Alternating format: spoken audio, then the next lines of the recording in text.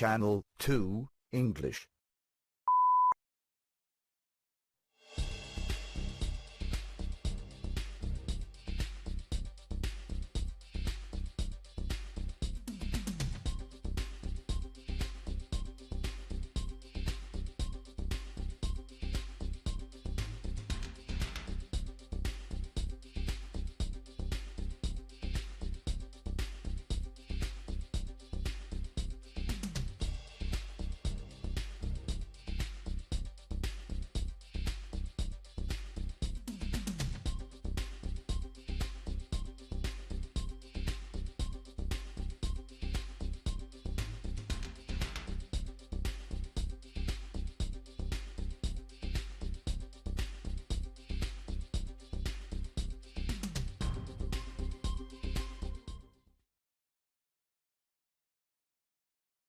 Channel 2, English.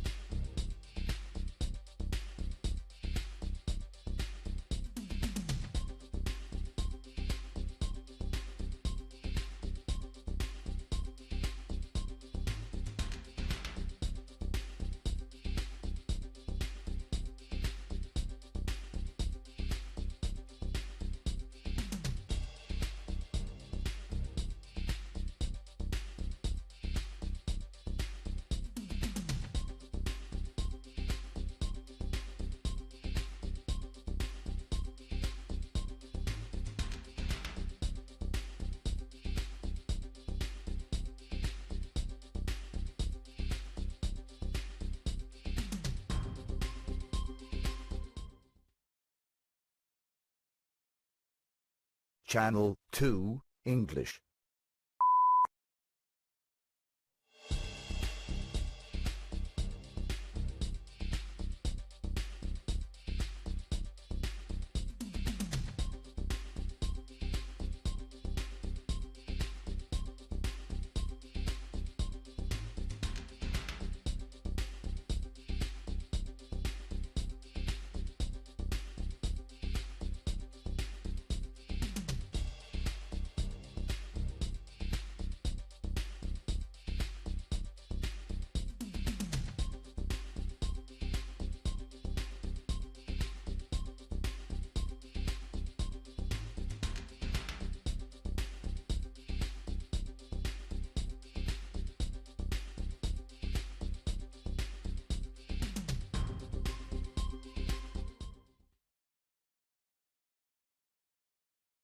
Channel 2, English.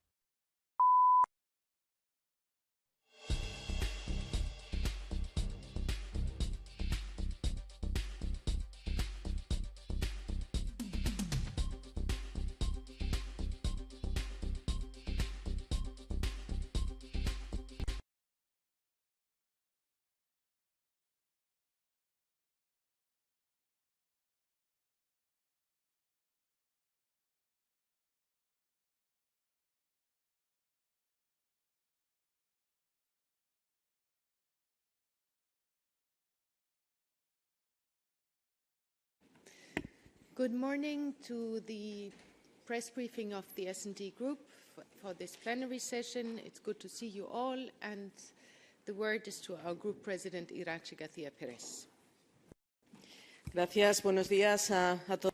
Good morning, everybody. Thank you very much. As of course you would only expect, I will begin this press conference by condemning most resolutely the terrorist attack which took place in Brussels last night.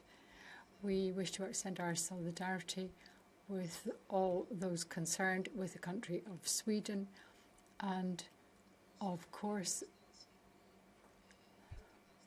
we also extend our condolences to any victims of hate, wherever they may be throughout our societies. I would also, of course, like to express my condolences regarding the attack in France. The other day there will be a debate on that in the plenary. And I think that all in all this is an indication that this is a time when we have a huge responsibility. We're all playing a very important role in politics, in European politics, and it behoves us to fulfill this role as best we possibly can in trying to de-escalate what is a situation of grave tension, a situation of ever-present hatred. And I think that the responsibilities weigh very heavily on our shoulders, and we must be aware of that in our day-to-day work in Brussels, here and elsewhere. I'd like to start now on a slightly more positive note, which is the result of the Polish elections. We finally just received the numbers regarding the votes. The votes have now been counted in full, and so it turns out that indeed the exit polls which were published on Sunday night were correct, and it's an indication that democracy is alive and well in Poland. The polls delivered a huge turnout. There was over 70% turnout, and this was a turnout which indicated a demand for change.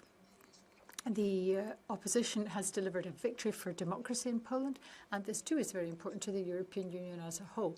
We were discussing this with our colleagues from Poland yesterday, and this is of course a victory for the Polish Democrats, but it's also a victory for democracy more widely and for each and every Democrat throughout Europe.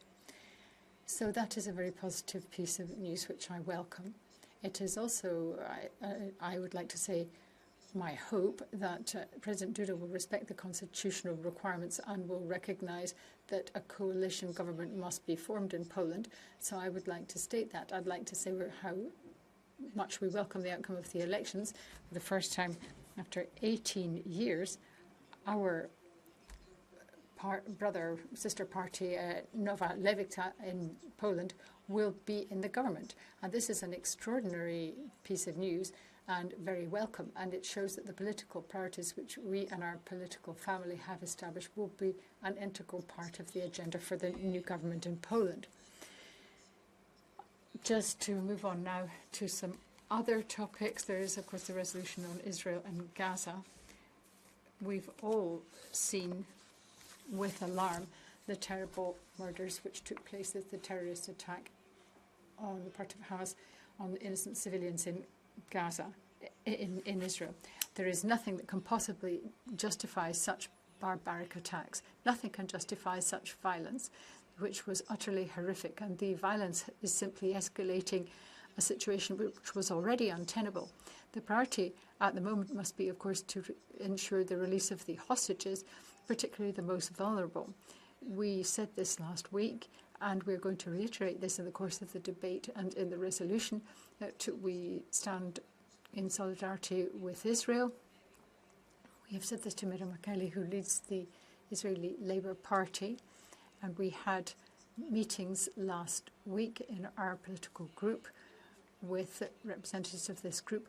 But I'd also like to say that the response of Israel, a democratic state, has got to be in accordance with international law and international humanitarian law. It absolutely must be, because there are rules of war and there are limits in war, and you cannot simply inflict punishment on 2 million civilians for the terrorist acts perpetrated by a few. There's going to be a sensitive debate, of course, but the whole point is that the European Union must have a constructive approach and work together with Israel to be a constructive force for the better. We must also support Palestine, because we cannot simply treat Palestine as synonymous with Hamas. Nor can we be issuing blank cheques which condone or simply turn a blind eye to violence. And therefore, the position of this Parliament has got to be coordinated. There are many sensibilities throughout the House. We understand that. But there is much which brings us together at a very difficult moment in time. And paramount is the protection of human life, bringing to an end these barbaric atrocities and the escalation. And we will certainly do our utmost as a political group to try to ensure that we can make any contribution we can. There's going to be an extraordinary summit of the heads of state and government to discuss the Middle East situation, and we will make every contribution we can there. Obviously, we have our own respective mandates.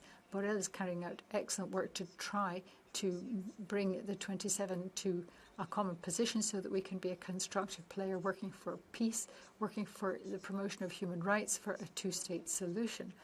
And at this moment in time, we desperately need a diplomatic initiative to try to de-escalate this situation of violence. And therefore, everybody has the responsibility to shoulder, and we must be clear about the responsibility that falls to us, what we can do and what we should do. So we need diplomatic initiatives. And this does not mean photographs. This means constructive contributions to trying to promote dialogue across the wider region so that we can achieve the objective of de-escalating this terrible violence and working towards a resolution of a very difficult situation. On the same note, I'd like to say that the statements that were made by Commissioner Varela about ending aid to the Palestinians was extremely unfortunate. My understanding is that the Commission cannot simply condone announcements on Twitter of this sort. Of course, subsequently, it was very much called into question by other members of the Commission, the collegiate body, who are much more serious-minded and were not prepared to have this sort of point made allegedly on their behalf. So I think, again, everybody has got to shoulder the responsibility and act accordingly and try to reach consensus. As far as the Council on the 26th and the 27th is concerned, there will be discussion about Ukraine. The message is clear. The European Union is going to remain committed to Ukraine. Putin has got to be completely clear about the fact that we will not be distracted by the Middle East from the objectives we have in and with Ukraine. We're also going to be voting on the Ukraine facility, which will bring 15 million euros of financial support in 2024 to 2027. We'll be voting also on migration. And this is another very important initiative where, again, the Commission has got to stick to the responsibilities it has, and it should not be signing agreements such as those it is mooting with Tunisia without a proper legislative underpinning. Egypt is another example of unwarranted initiatives. Therefore, our position is quite clear regarding Tunisia. Time has shown that we were correct. Time has borne out the reservations that we expressed right at the time, because at the time we said that we were unhappy about this, and we have seen now that the Tunisian government has banned the parliamentary delegations from this very house from visiting, also banned representatives from the European Commission, and more recently it has refused to take the money that was agreed under the programme, saying they didn't want charity ads or handouts. So we cannot simply base our migration policy on this sort of agreement. This is untenable. It will never resolve any of the issues which we urgently have to address. We've got to ensure that we have a better basis for it. We certainly don't want this sort of agreement with Egypt. To conclude, on Thursday, the Conference of Presidents will decide on the award of the Sakharov Prize. The Socialist position is to support Sina Mizani, who was arrested by the moral police, the police of ethics in Iran, and she met with a great deal of support there. There's been a huge amount of repression of her supporters in the meantime. She stands for the rights of all women in that country, and therefore this group is going to support her. We feel that giving her the recognition of the Sakharov Prize would be right and appropriate. One final point I'll make at the moment is on the Slovak delegation Smer in our group, and say that, as you know, there have been recent elections. The Socialist PES groups met last weekend and decided to suspend the Smer delegation from the European PES. This is a unanimous decision which will then be further discussed in the S&D Bureau so that we can assess what we should do about the 3 Slovak representatives currently in our actual group. And during this group here in the Parliament, the Bureau and subsequently the group will be deliberating further on the potential suspension of these members. The decision finally has to be taken by the full group, and that will be done this week. So those are the main items that are on the agenda for this week. Now I'm happy to ask any questions you might have. Gracias, Iratxe. We start here. Please, Anna, introduce yourselves, everybody. Thank you. Anna Bandensky from Europe Diplomatic. Madam, there is almost 3 decades of Barcelona Declaration, and that includes also strategic relation with southern neighborhood, including Egypt. So my question to you, do you think that our High Representative Borrell has done enough using this instrument to help to create humanitarian corridors from Gaza to Egypt, because now there are thousands and thousands of people accumulating at Rafah crossing. So do you think that it can be more done to help them to save their lives and to avoid this terrible situation using this instrument? Por supuesto, Yes, of course. The objective, the final objective, is to save lives, as you said, and the High Representative, Mr. Borrell, is working extremely hard on the diplomatic front to try and reach that goal. Can we do more? Of course, we can always do more. I think it's an obligation on the shoulders of politicians. We can always do more. But I think we need to pay tribute to the role played by the High Representative, who is leading the European Union with regard to its position and making clear the need to comply with international and humanitarian law. We've heard many statements made by the High Representative over recent days to support the position of Antonio Guterres, the UN Secretary General, and I would like to pay tribute to the work done by Mr. Borrell. I would suggest if we do the tour and then follow-up can follow after that. Yes, please, Pietro. Hello, Pietro Guastamacchia, ANSA News Agency. We've seen the visit in the region by the leader of the Commission and the European Parliament that happened to be a member of the EPP. I was wondering if anyone from the S&D group plans to visit Israel or Palestine anytime soon.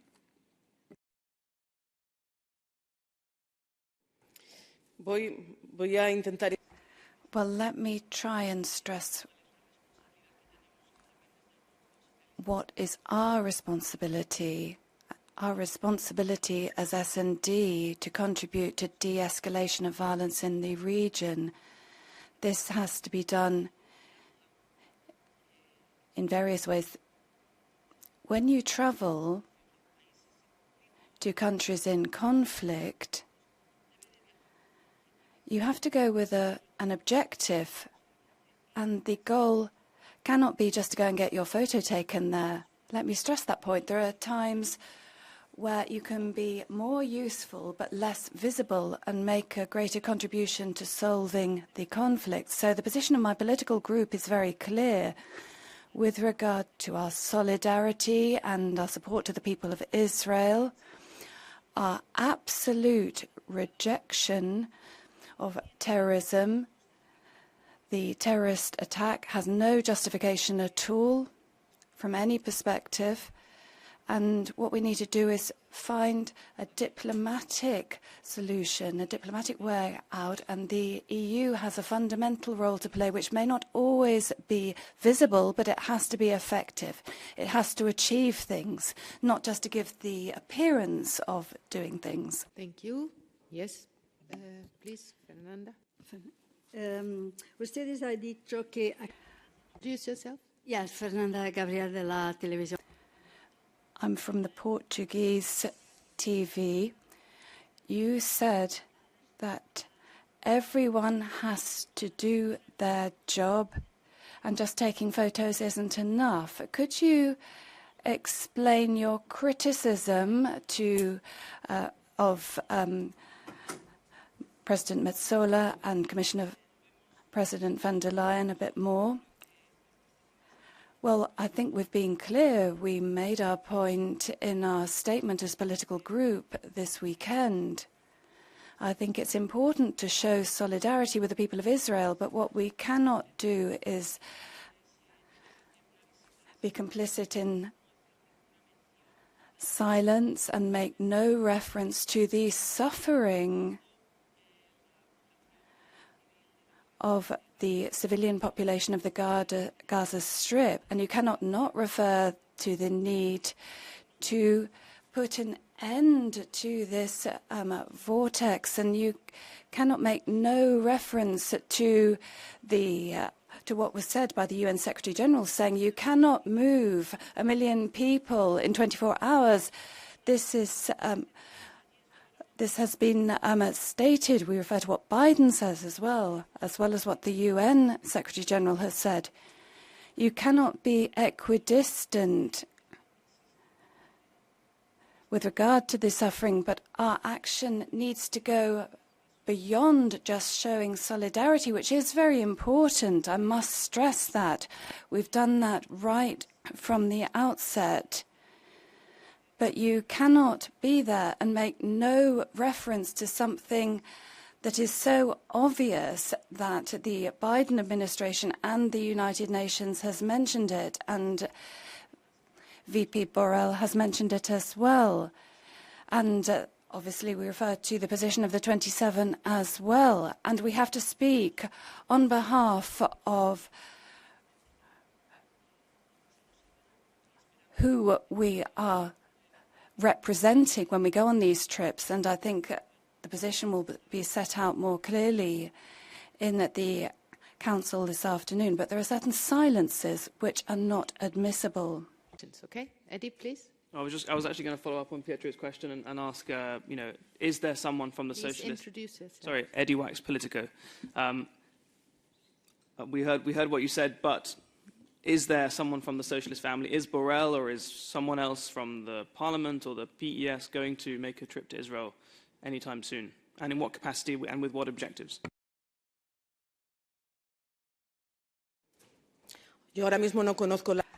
Well, I'm not aware of the agendas of the leaders of my political family at the moment, so I can't give you any specifics. But let me stress one point. This is a time for unity within the European Union and making constructive criticism of what happened last week. Well, when we're doing that, we're stressing the need to tackle this issue in a unified and responsible way. I don't want to exaggerate differences, because that really plays into the hands of those who want to use this against the EU. So we want to use this plenary session in the debate in the resolution tomorrow to forge a common position together. I know it's a sensitive issue. There are differences at times. But what unites us is much more. That is the rejection of barbarity and constructing a space of peace and understanding and making sure this doesn't happen again. Yes, Anna Vanensky from Europe Diplomatic. My question is, what would be your personal input in this Middle East situation? Because you are a Spanish politician now, it's a Spanish presidency, there is almost 3 decades of Barcelona Declaration. Would you travel to the region? What you would do as a Spanish politician, as an MEP, in this very dangerous situation when everything is so heated there?